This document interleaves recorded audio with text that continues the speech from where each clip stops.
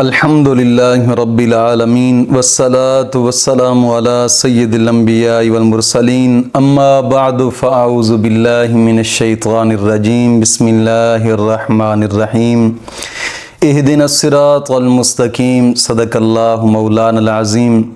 روحانی پاورفل وظائف میں سے آج ایک اہم سبق دوستوں کی نظر کرنا ہے، جو کہ پسند کی شادی کا ایک خاص اور پاورفل وظیفہ ہے۔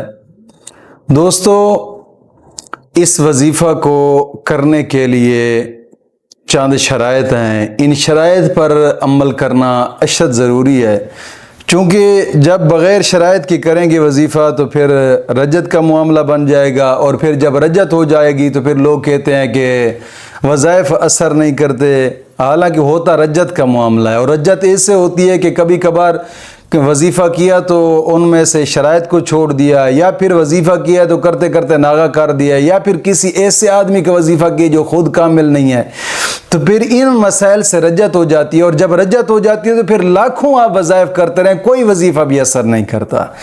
تو بہتر ہے کہ شرائط پر مکمل عمل کیا کریں۔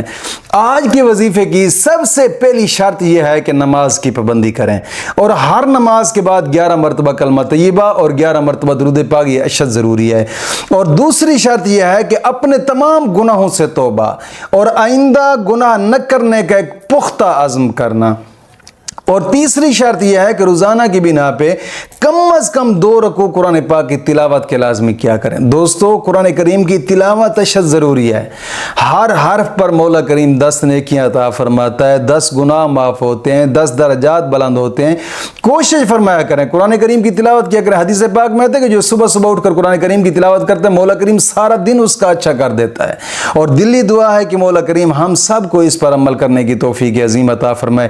کوشش فرمایا کریں کہ ان مقدس شرائط پر عمل لازمی کیا کریں۔ جب رب کے راستے کو چھوڑ دیں گے تو پھر مشکلات تو آنی ہیں۔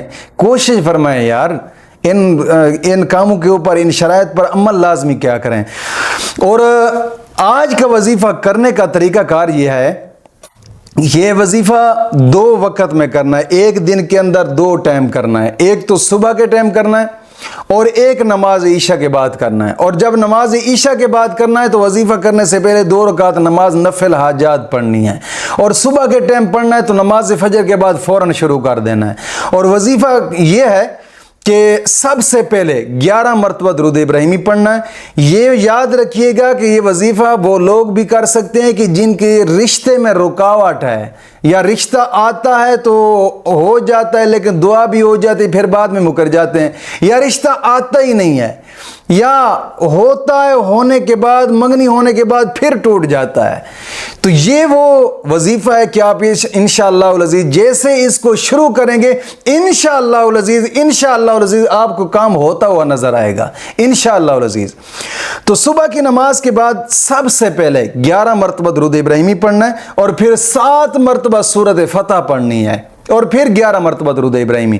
اور نماز عشاء کے بعد 11 مرتبہ درود ابراہیمی پڑھنا ہے، لیکن شروع کرنے سے پہلے 2 رکعت نماز نفل حاجات لازمی پڑھیں، اور نفل حاجات پڑھ کر پھر 11 مرتبہ درود ابراہیمی، اور پھر 7 مرتبہ سورۃ فتح، اور پھر 11 مرتبہ درود ابراہیمی پڑھ کر رب کی بارگاہ میں دعا کر دینی ہے۔